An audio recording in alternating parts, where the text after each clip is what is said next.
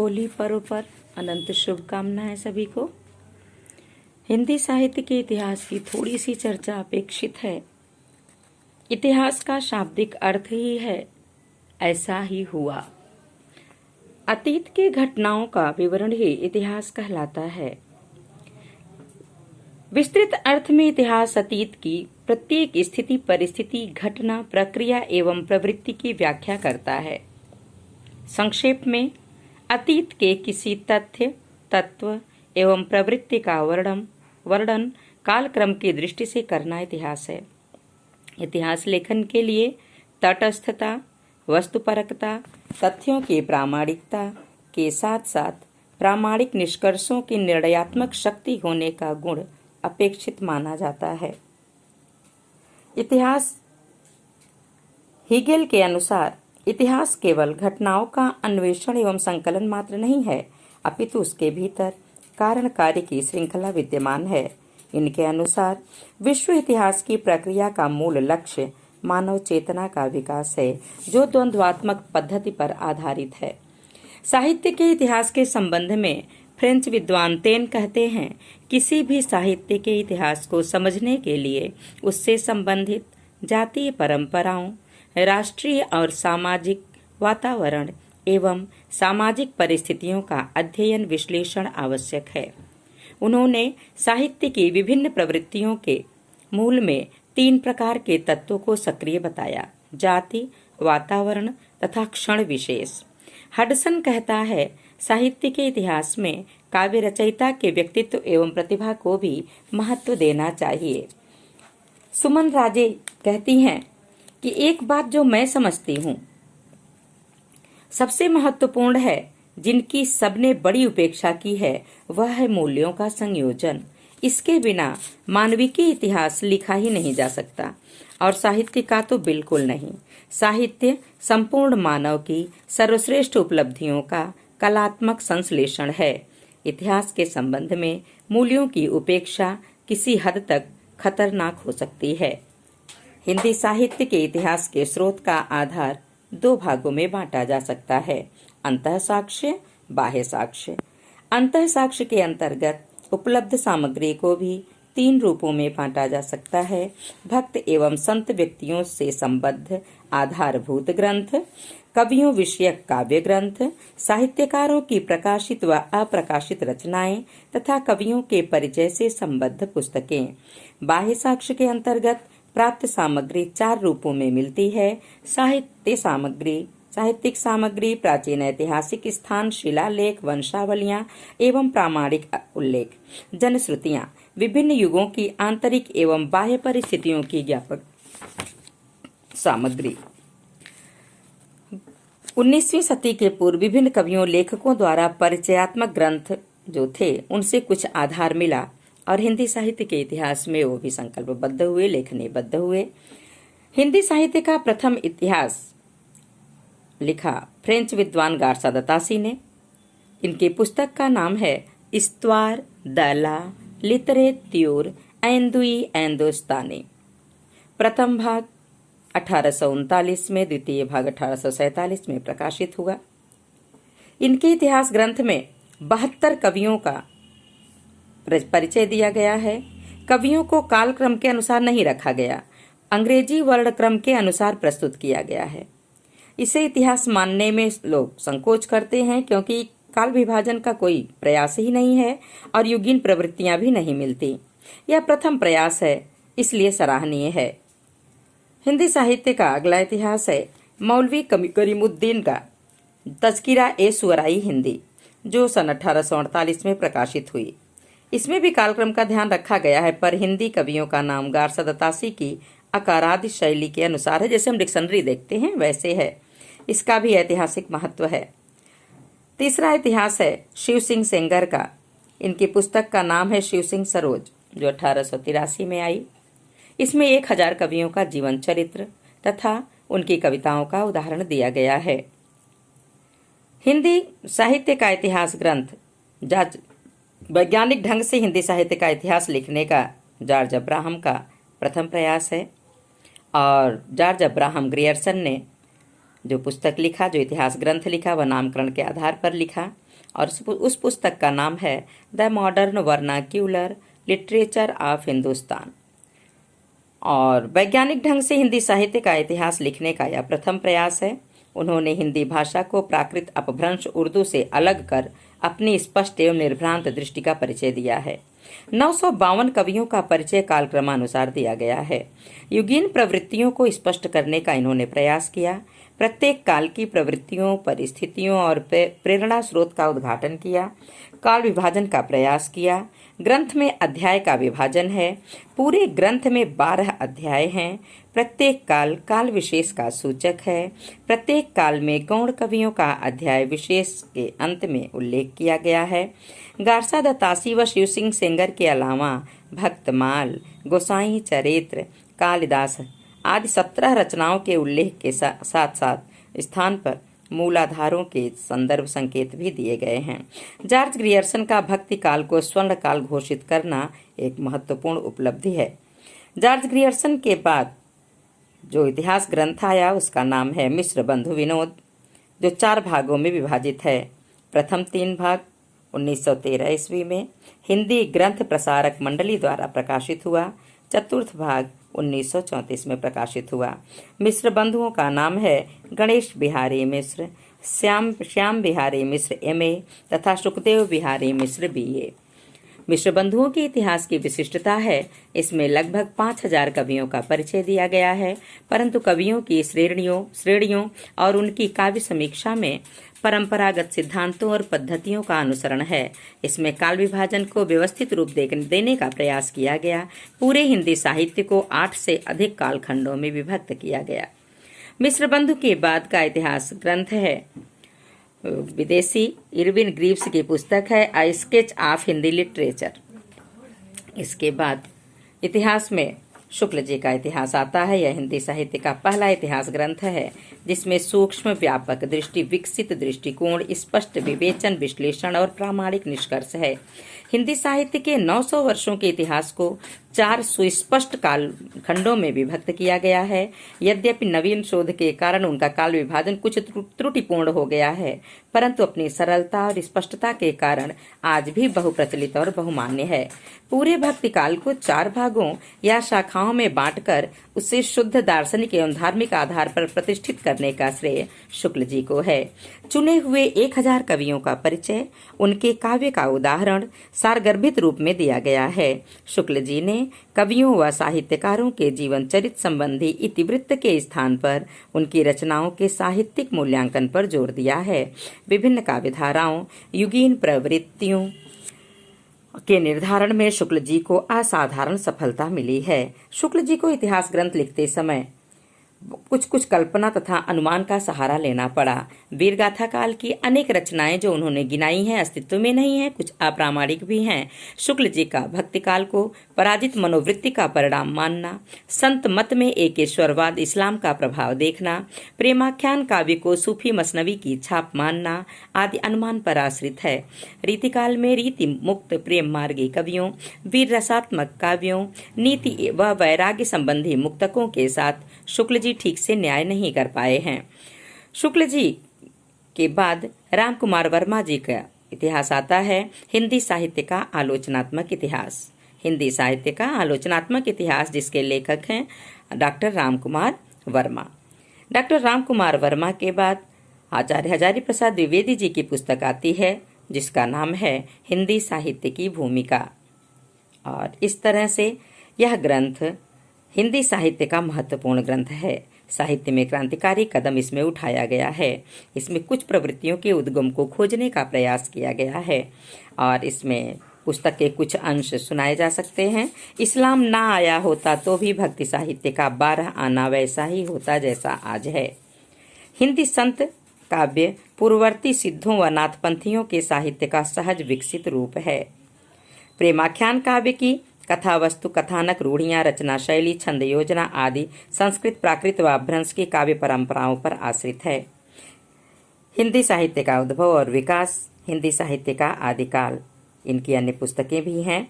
और हिंदी साहित्य के इतिहास में की जानकारी में बहुत सहयोग हुआ इनकी पुस्तकों से। कुछ प्रमुख ग्रंथ हैं इतिहास के, जैसे गारसा दतासी का इस्तवार दलाल लितरेत्यूर एंदुई ए हिंदुस्तानी, भाषा का काव्य संग्रह Mahesh Chandra Shukla, Shiv Singh Saroj, Shiv Singh Sengar, the modern vernacular literature of Hindustan George Abraham Grierson, Hindi Kovid Ratnamala doctor Shyam Sundar Das, Mishra Bandhu Vinod चतुर्थ भाग Mishra Bandhu, Kavita Kaumudi Pandit Ram Naresh Tripathi, a sketch of Hindi literature Edwin Greaves, a history of literature Hindi literature FEK, Braj Madhuri Saar, Viyogi Hari, भाषा और साहित्य डॉक्टर श्याम सुंदर दास, हिंदी साहित्य का इतिहास आचार्य रामचंद्र शुक्ल, हिंदी भाषा और उसके साहित्य का विकास हरिऔध, हिंदी का विवेचनात्मक इतिहास सूर्यकांत शास्त्री, आधुनिक हिंदी साहित्य का इतिहास Kripa Shankar Shukla, modern Hindi literature doctor Indranath Madan, Hindi साहित्य की भूमिका हजारी प्रसाद द्विवेदी, खड़ी बोली हिंदी साहित्य का इतिहास ब्रज रत्न दास, आधुनिक हिंदी साहित्य डॉक्टर लक्ष्मी सागर वार्ष्णेय। हिंदी साहित्य के इतिहास का काल विभाजन और नामकरण के अनेक आधार हैं। ऐतिहासिक कालक्रम के अनुसार जैसे आदिकाल, मध्यकाल, आधुनिक काल, शासक और उसके शासन काल के आधार पर जैसे एलिजाबेथ युग, विक्टोरियन युग, मराठा काल, मुगल काल आदि, लोकनायक और उसके प्रभाव काल के आधार पर जैसे गांधी युग, नेहरू युग आदि, साहित्य नेता और उसकी प्रभावी परिधि के आधार पर जैसे रविंद्र युग, भारतेंद्र युग, द्विवेदी युग, प्रसाद युग, राष्ट्रीय सामाजिक सांस्कृतिक घटना व आंदोलन के आधार पर जैसे स्वातंत्र्योत्तर काल, पुनर्जागरण काल, नवोत्थान काल आदि, साहित्यिक प्रवृत्ति के आधार पर जैसे रीतिकाल, छायावाद युग, प्रगतिवादी युग आदि। किसी भी कालखंड के नामकरण में किन किन बातों का विशेष ध्यान रखना होता है, काल विभाजन क्यों जरूरी है, इस पर भी चर्चा अपेक्षित है। कालखंड का नामकरण उस काल की मूल साहित्य विवेचना को प्रतिबिंबित कर सके, यह ध्यान रखना चाहिए। काल विभाजन साहित्यिक प्रवृत्तियों, रीति, आदर्शों की समानता के आधार पर होना चाहिए। युगों का सीमांकन मूल प्रवृत्तियों के आरंभ और अवसान के अनुसार होना चाहिए। जहां साहित्य के मूल स्वर अथवा मूल चेतना में परिवर्तन लक्षित हो और नए स्वर या चेतना के उदय का चिन्ह दिखाई पड़े, वहां युग की पूर्व सीमा और जहां वह समाप्त होने लगे वहां उत्तर सीमा माननी चाहिए। वस्तु का ठीक ठीक ज्ञान कराने, सहज बनाने के लिए उसके कतिपय भाग, उपविभाग, खंड और उपखंड किए जाते हैं। अध्ययन की सुविधा के लिए काल विभाजन जरूरी है। इससे विषय वस्तु की सम्यक जानकारी सैद्धांतिक और व्यावहारिक दोनों ही दृष्टियों से सुसंगत रूप से हो जाती है। परंतु साहित्यिकता का ध्यान रखते हुए साहित्य के इतिहास को सांस्कृतिक इतिहास की प्रक्रिया के रूप में देखते हुए काल विभाजन करना अधिक न्याय संगत होता है। काल विभाजन का उद्देश्य इतिहास को एक प्रक्रिया के रूप में एक अवयविक विकासात्मक वस्तु के रूप में देखना है। गजानन माधव मुक्तिबोध जी कहते हैं कि प्रत्येक युग की अपनी सामाजिक ऐतिहासिक स्थिति की अनुभूत आवश्यकता के अनुसार अपना साहित्य निर्माण किया करता है। संपूर्ण इतिहास का विभाजन 3 युग में आदिकाल, मध्यकाल, आधुनिक काल में किया गया है। डॉक्टर गणपति चंद्रगुप्त तथा डॉक्टर धीरेन्द्र वर्मा द्वारा यही अनुमोदित है। इनके अनुसार मध्यकाल में कोई विशेष परिवर्तन नहीं दिखाई दिया। पूरे मध्यकाल की 5 शताब्दियों तक संत काव्य, प्रेमाख्यान काव्य, राम काव्य, कृष्ण काव्य, वीर काव्य, नीति काव्य, रीति काव्य आदि धाराएं अखंड रूप में प्रवाहित होती रहीं। संपूर्ण इतिहास का विभाजन 4 युग आदिकाल, भक्तिकाल, रीतिकाल, आधुनिक काल में किया गया है। आचार्य रामचंद्र शुक्ल तथा नागरी प्रचारणी सभा आदि ने इसी रूप में ग्रहण किया है।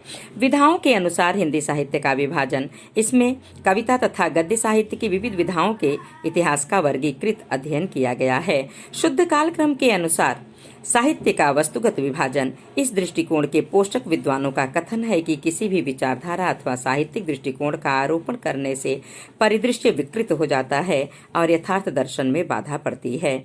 हिंदी साहित्य के काल विभाजन की किस पद्धति को उपयुक्त समझना चाहिए, तो देखा जाए तो सभी पद्धतियों में कुछ न कुछ गुण दोष है। सभी को लेकर समन्वयात्मक दृष्टिकोण ही अपनाना श्रेयस्कर होगा। साहित्य के काल विभाजन में ऐतिहासिक कालक्रम और साहित्य विधा का आधार ग्रहण करते हुए युगेन चेतना का भी ध्यान रखना चाहिए। उत्तर अपभ्रंश को पुरानी हिंदी मानने वाले चंद्र शर्मा गुलेरी जी हैं और हिंदी साहित्य को प्रथम कवि के रूप में के संबंध में विभिन्न विद्वानों का अलग अलग मत है। डॉक्टर शिव सिंह सेंगर ने 7वीं शताब्दी में उत्पन्न पुष्य या पुंड नामक किसी कवि को हिंदी का प्रथम कवि माना और पंडित राहुल सांकृत्यायन ने 7वीं शताब्दी के सरहप्पा को हिंदी का प्रथम कवि माना। आचार्य हजारी प्रसाद द्विवेदी जी ने डॉक्टर गणपत चंद्रगुप्त ने इच्छा जताई कि भक्ति काल से हिंदी साहित्य का आरंभ मानना चाहिए, क्योंकि अपभ्रंश और हिंदी के मध्य निर्णायक रेखा खींचना कठिन है, पर वे भी इस इच्छा का अनौचित्य समझते हैं। गणपत चंद्रगुप्त ने हिंदी साहित्य के वैज्ञानिक इतिहास में भरतेश्वर बाहुबली रास के रचयिता शालिभद्र सूरी को हिंदी का प्रथम कवि माना। हिंदी की प्रथम रचना के विषय में राहुल सांकृत्यायन ने काव्यधारा में सरहपाद की कुछ रचनाओं का संग्रह किया है और सरहपा को ही प्रथम कवि मानने का प्रयास किया है, उन्हीं को ही प्रथम कवि कहा। गारसाद तासी व शिव सिंह सेंगर के इतिहास ग्रंथ में काल विभाजन का प्रयास नहीं है और ग्रियर्सन का काल विभाजन बताया जा सकता है कि ग्रियर्सन ने इतिहास ग्रंथ में 12 अध्याय दिए हैं, वहीं उनका काल विभाजन है। और का चारण काल 700 से 1300 ईस्वी, 15वीं शती का धार्मिक पुनर्जागरण काल, जायसी की प्रेम कविता, ब्रज का कृष्ण संप्रदाय, मुगल दरबार, तुलसीदास, रीति काव्य, तुलसीदास के अन्य परवर्ती, 18वीं शताब्दी, कंपनी के शासन में हिंदुस्तान, विक्टोरिया के शासन में हिंदुस्तान। विविध इन अध्यायों में उन कवियों के नाम हैं जिनकी तिथियां स्थिर नहीं की जा सकी, उनको उन्होंने विविध नाम दे दिया। डॉक्टर ग्रियर्सन खुद कहते हैं कि सामग्री को यथासंभव काल क्रमानुसार प्रस्तुत करने का प्रयास किया गया है। यह सर्वत्र नहीं रहा है और कतिपय स्थलों पर तो यह असंभव सिद्ध हुआ है। अतएव वे कवि जिनके समय मैं किसी प्रकार स्थिर नहीं कर सका, अंतिम अध्याय में वर्णानुक्रम से एक साथ दे दिए गए हैं। अपने काल विभाजन के संदर्भ में वे लिखते हैं, ग्रंथ अध्यायों में विभक्त हैं। प्रत्येक अध्याय सामान्यतया एक काल का सूचक है। भारतीय भाषा काव्य के स्वर्ण युग 16वीं एवं 17वीं सदी पर मलिक मोहम्मद की प्रेम कविता से प्रारंभ करके ब्रज के कृष्ण भक्त कवियों, तुलसीदास के ग्रंथों और केशवदास द्वारा स्थापित कवियों के रीति संप्रदाय को सम्मिलित करके कुल 7 अध्याय हैं, जो पूर्णतया समय की दृष्टि से नहीं विभक्त हैं, बल्कि कवियों के विशेष वर्गों की दृष्टि से बंटे हैं। प्रत्येक अध्याय के अंत में छोटे अक्षरों में परिशिष्ट दिया गया है, जिनमें उस युग अथवा उस वर्ग के छोटे कवियों का विवरण प्रस्तुत किया गया है। ग्रियर्सन का काल विभाजन न होकर इतिहास के भिन्न भिन्न अध्यायों का नामकरण है। किसी एक सिद्धांत पर आधारित न होकर कहीं साहित्य रचने वाली जाति, कहीं साहित्य की सांस्कृतिक पृष्ठभूमि, कहीं काल, कहीं शासन का आधार लिया गया है। इसमें कालक्रम की निरंतरता का अभाव है। इसमें समग्र ऐतिहासिक चेतना का बोध संभव नहीं हो पाता। साहित्य की कुछ प्रवृत्तियों का ज्ञान अवश्य हो जाता है। कुल मिलाकर ग्रियर्सन का काल विभाजन अव्यवस्थित है। हाँ, इतना है कि प्रथम प्रयास होने के नाते यह पूरी तरह से सराहनीय है। मिश्र बंधुओं द्वारा जो काल विभाजन किया गया मिश्र बंधु विनोद में, उसमें प्रारंभिक काल को रखा 700 से 1343 विक्रमी संवत तक, पूर्वारंभिक काल और 1344 से 1444 विक्रमी संवत तक उत्तरारंभिक काल, माध्यमिक काल, पूर्व माध्यमिक काल 1445 से 1560 तक और प्रौढ़ माध्यमिक काल 1561 से 1680 विक्रमी संवत तक। अलंकृत काल, पूर्वालंकृत काल 1681 से 1790 विक्रमी संवत और उत्तरालंकृत काल 1791 से 1889 विक्रमी संवत। परिवर्तन काल 1890 से 1925 विक्रमी संवत और वर्तमान काल 1926 से आज तक। मिश्र बंधुओं के काल विभाजन की विशेषता यह है कि ग्रियर्सन की अपेक्षा प्रौढ़ काल विभाजन है इनका। 700 से 1300 तक के ईस्वी के अपभ्रंश भाषा के साहित्य को भी हिंदी में परिगणित कर लिया गया है। अलंकृत काल और परिवर्तन काल नामकरण वैज्ञानिक व संगत नहीं लगता।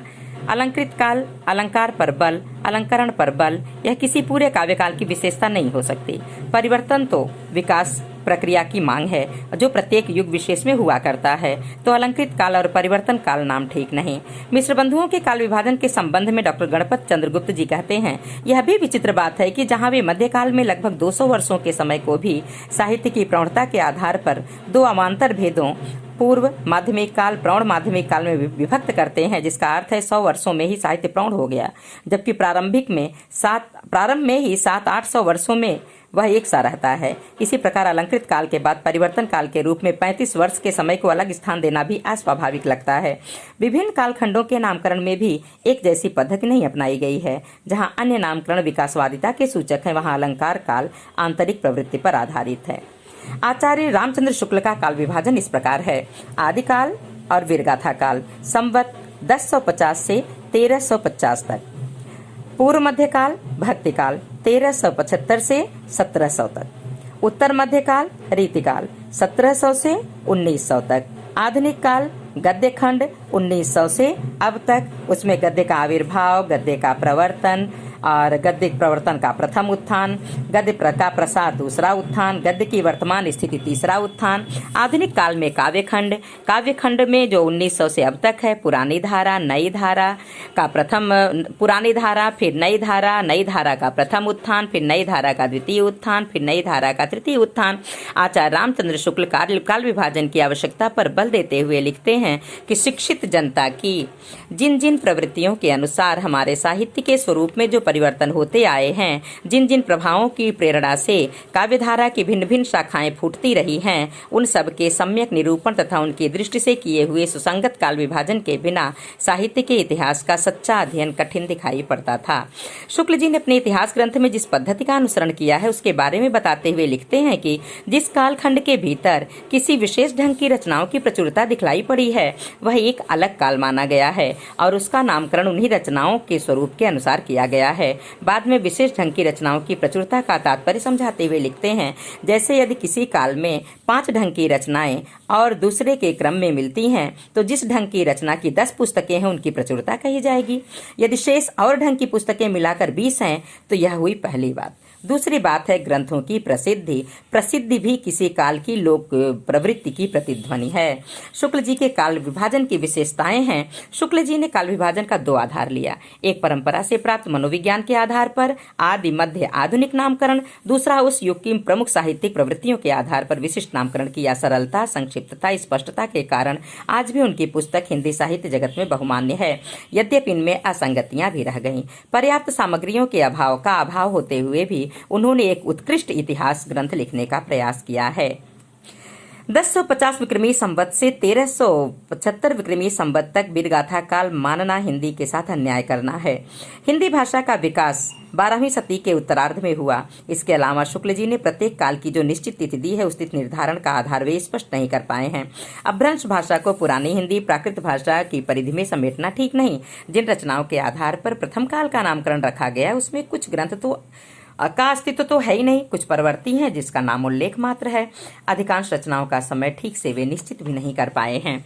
प्रथम काल के नामकरण में केवल वीरगाथात्मक प्रवृत्ति को ही प्रमुखता दिया उन्होंने, अन्य धाराओं की अनदेखा किया। जबकि वास्तविकता यह है कि भारत में प्राचीन काल से लेकर के आधुनिक काल के आरंभ के पूर्व तक साहित्य सृजन की प्रक्रिया धर्माश्रय, राजाश्रय और लोकाश्रय के रूप में चलती रही। लोक प्रसिद्ध ग्रंथ के पर ध्यान देने की बात शुक्ल जी ने की, पर उन्होंने स्वयं लोक प्रसिद्धि के स्थान पर व्यक्तिगत अभिरुचि को विशेष महत्व दिया। सिद्धों, नाथों, जैनों के धार्मिक साहित्य को साहित्य के इतिहास से बाहर कर दिया। जब वीरगाथा काल नाम देते हैं तो भक्ति काल की केवल 4 परंपराओं का ही उल्लेख किया गया है, अन्य धाराओं की अनदेखी की गई है। भक्ति काल का आरंभ संवत 1375 माना गया है, पर यह तिथि किसी भी सगुण निर्गुण भक्ति से संबंधित नहीं है। आधुनिक काल के प्रथम, द्वितीय, तृतीय उत्थान में 25 वर्षों के अंतराल का क्रम प्रमाण पोषित नहीं है। और इस तरह से कहा जाए तो हिंदी साहित्य का काल विभाजन सर्वमान्य रूप से इस तरह से है कि प्रारंभिक काल आदिकाल 1241 से 1375 विक्रमी संवत, पूर्व मध्यकाल भक्तिकाल 1375 से 1700 तक, उत्तर मध्यकाल रीतिकाल 1700 से 1900 तक, आधुनिक काल 1900 से अब तक। और मिश्र बंधुओं ने कवियों के नाम पर काल विभाजन किया है, जैसे अलंकृत काल के अंतर्गत सेनापति काल, भूषण काल, पूर्वदेव काल, माध्यमिक काल, देवकाल, दास काल, सूदन काल, रामचंद्र काल, बेनी प्रवीण काल, पद्माकर काल तथा परिवर्तन काल में द्विजदेव काल, दयानंद काल, वर्तमान काल को भारतेंदु काल आदि नामकरण दिया है, जो कि उचित नहीं है और इसमें दूसरे कवियों के कौशल व महत्व की उपेक्षा होती है। गणपति चंद्रगुप्त ने जो विभाजन दिया है वह विभाजन उनका विभिन्न प्रकार से देखा जा सकता है कि पूर्व मध्यकाल या उत्कर्ष काल, मध्यकाल या चरमोत्कर्ष काल, उत्तर मध्यकाल या अपकर्ष काल। इस तरह से उन्होंने विभाजन किया। बहुत बहुत धन्यवाद। हिंदी साहित्य के प्रथम काल को, आदिकाल को जो नाम दिया विद्वानों ने, उसमें जॉर्ज ग्रियर्सन जी ने कहा चारण काल, मिश्र बंधु जी ने कहा आरंभिक काल मतलब पूर्वारंभिक काल और उत्तरारंभिक काल, आचार्य रामचंद्र शुक्ल ने कहा आदिकाल वीरगाथा काल, डॉक्टर रामकुमार वर्मा ने संधि काल चारण काल नाम दिया, राहुल सांकृत्यायन ने सिद्ध सामंत युग कहा, महावीर प्रसाद द्विवेदी ने बीज वपन काल कहा, पंडित चंद्रधर शर्मा गुलेरी ने अपभ्रंश काल कहा, डॉक्टर धीरेन्द्र वर्मा ने अपभ्रंश काल कहा, आचार्य हजारी प्रसाद द्विवेदी जी ने आदिकाल कहा, विश्वनाथ प्रसाद मिश्र जी ने वीर काल कहा। बहुत बहुत धन्यवाद सभी को।